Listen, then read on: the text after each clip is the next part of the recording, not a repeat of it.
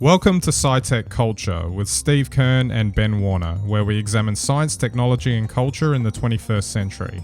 Visit our website at scitechculture.com.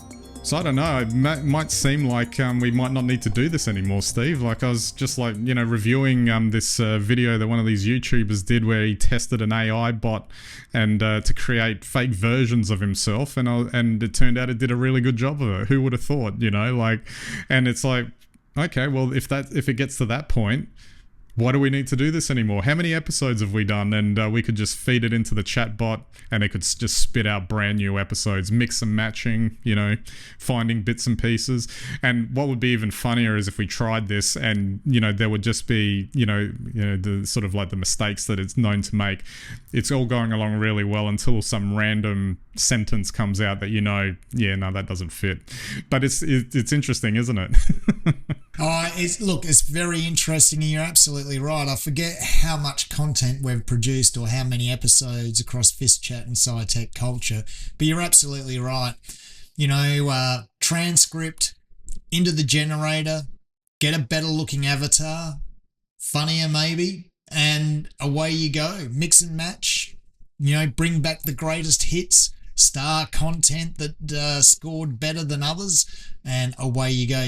You can create these amazing podcasts now with very little thought and very little involvement. Very, very little time. Of course, we can retire to a beach somewhere and then not have to do anything. We just have to press a button maybe every now and then to make it all happen. Well, that's right. Well, and soon we won't even need to do that. Just set it in a schedule, and whatever Gantt chart based app you're using will just take care of the rest. This is a thing that kind of disturbs me though, because if we go back to and obviously it's not just our podcast, it's anyone podcast, especially if it's a podcast featuring a discussion style format like this, is that we're not scripted here. We're not we're not reading off a teleprompter when we're doing this discussion. So there's a randomness and a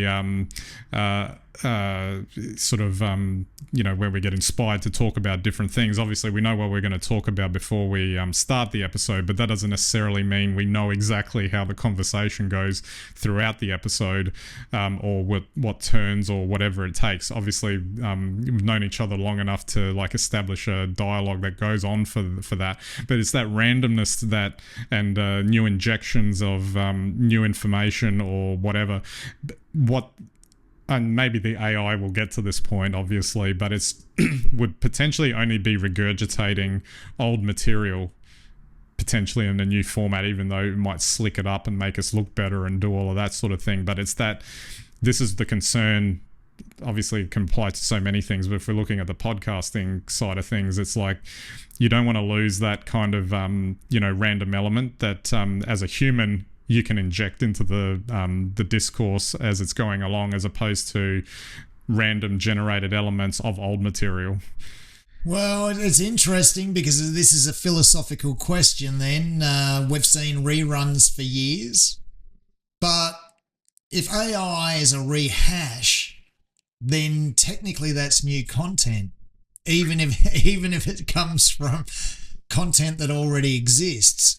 So yeah, it's very hard. It's very hard to know what to think. Is it new content? Is it better content? Is it more targeted? Is it more polished? You'd argue in a lot of ways that it would be. The randomness here is that you and I still have to think about what we're going to say next. And even if we think we know, sometimes we don't know how it's going to come out, which has made probably most of the memorable moments on TV. Don't work with children or animals. Unpredictable, but you're right. AI takes away unpredictability because it can only work off the basis of what goes in. And if you know what's gone in or you control what goes in, that's all that's going to come out. Yeah, exactly. Which then leads, what I guess one of the things I was thinking about just then too was this idea that would anyone even notice, because there's too much content like we were talking about it last week, too much information, too much content is getting bombarded in our feeds, on our subscription algorithm feeds. Too many TV shows, too many movies, too many YouTube videos, too many TikToks. Will you even remember that you saw us talk about something and then an AI generated version of it doing a similar version of that same topic later? You probably won't even remember that you saw the original one because there's just too much of it out there that it's all just noise. And what if you regenerated the same original episode 4 times in a row with different avatars? Is each one of those a new topical conversation on that topic? Or is it the same? And I think, that as you and I have said, there's a lot of hype around AI, important, fantastic, all of that. But really, when you look at the way it's being used, it isn't that clever, and it may not even be that good. It's funny that you mentioned that about like generating different avatars. Like, it's funny because like the late night comedians quite often will do the same jokes across different clips. Of course they do. There's only so many jokes in the world. But it's interesting that, and again, maybe that's a philosophical thing about, is the AI also not controlling but sort of inadvertently guiding all of our thoughts so they end up becoming similar or the same as well, just like it's affecting our ability to come up with new stuff or understand that we're just regurgitating other stuff, in terms of the content. That's the bit that disturbs me as well. Like it's an engine for in the end it might be an engine for ultimate laziness, because we press a button, get the AI chatbot to generate videos for us. Then I don't have to spend any time editing the video afterwards, do I? Or we don't have to get together to do this, even though that would be sad. But you know what I mean. That's right. But you're absolutely right, because then there's no unpredictability. There's no edit that you didn't expect that suddenly adds value. And we all know from editing film that very often it's a shot that was taken that probably wouldn't have been the original primary shot, but the way it was shot on the day or the way it looks is actually better than the main shot. And so you choose to cut in a different way. And that used to be creativity in media. Now, I guess everything's so storyboarded down to the last detail that probably it doesn't matter. So yeah, it's a very, very tricky and slippery slope when you think about how this impacts creativity. But I think if you want to extend this, and I hate to beat up on social media each week, but hey, why not? LinkedIn, which alleges to be, a professional society or, some sort of career development tool. If you have a look how rapidly people on there adopt the same tone and post similar content in a similar tone, in a similar style. Maybe some of that is bots. So none of this is something that's happened overnight. It's been happening for 10 years. But these reinforce thoughts. So when some thought leader suddenly decides that an HR practice should be a certain way, it's very easy to get the echo going if it's got any traction, positive or negative. And then it takes a life of its own, and then we see it become, the way we should be working. It's very interesting. And then that's not to say it's good or bad, but it just goes to show you that there doesn't need to be a lot of thought. People just need to think it. And once you start thinking about the content that you're consuming, content that's created that's not your own are somebody else's thoughts. And if you take it back a step, that was the whole purpose originally of some of the more avant-garde art movements, was to revolutionize the way we see things. And we would do that by having an artist who presents something in a different way to get you thinking. I'm not sure that's going to happen with AI. I think I tend to agree with that. I mean, and just to segue a little bit and incorporate this other component of the topic we've got here, wouldn't call advertising avant-garde necessarily, but I wouldn't call this a segue. It's all the same thing. but like all these clips of these ads that you sent me for McDonald's, Coke, Heinz, Volvo, etc. Again, completely AI generated, and considering how little time people would have for ads anyway, because we're either trying to skip through them or we're leaving the room when they're on if we don't have the choice of skipping through them or whatever. You can easily see that the advertising industry could go there very quickly, because it would be so easy to just type the script into the prompt, and then it can just punch it out. It just needs a little bit more development in terms of the types of images it's generating. I thought some of them were a bit off the mark, obviously, but only if you look closely, Ben.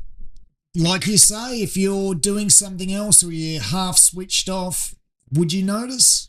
But because the thing is, one thing I did notice with all of those ads was that the brand name was very prominently shown. So again, if you're not engaged, but you see that red and black Coca-Cola thing going across the screen, and that's enough to register in your brain, then maybe the ad's done its job. Oh, 100%. I mean, getting back to the AI perspective, what I probably didn't realise was so integrated now is that whole idea that they're listening to you on your phone, they're looking at what you post, and they're actually building scripts around that, and that's automated as well. At the moment, the human has to go out and get the data that tells us what you're thinking, then has to put it into an AI generator to get another answer spat out about a script that will convert you to the product, and then it goes into a video generator to create the ad. But you can see how easily that whole thing could be fully automated, self-perpetuating, in much the same way that we're fed content on the internet already.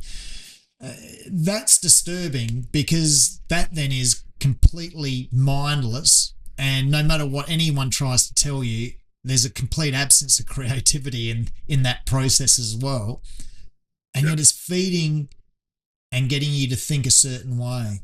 I would have thought, considering 70 years ago they banned subliminal advertising, which was one frame in 25, because of fears of mind control, I would have thought that this falls into the same bucket. And again, because especially it just becomes more of the feed, etc., in everything that you're looking at, and you're not paying attention. And the other thing that kind of bothers me about this is that humans are generating enough content as it is. Do we need non-human actors to now generate more content that is going to flood our senses? Look, I couldn't agree with you more on this. And what I find interesting is, everyone's worried about Hollywood, and creativity in the film industry and media industry. And it's really interesting to me, because that's the natural concern. That, this idea of high art or, mainstream cultural sort of creativity will be wiped out. Well, aside from the fact they've already done that very effectively themselves, what's really, I don't think that's the threat. The threat is exactly what you pointed out there, that we will be consumed by AI content. We'll be so flooded with it that it then forces human-generated content to the sides, and that for me is the concern. Because then at that point, you might as well live your whole world in the bedroom. You might as well just make all your friends AI chatbots and live in a cocoon and, get hit over the head with a piece of wood while you're on your goggles in an immersive world. And ultimately, that's what I find disturbing. I guess like another outcome of this potentially is if you're looking at that sort of generational aspect of revolting against what's come before, I can only hope that if it ever gets to that point, that we would collectively reject it in some way.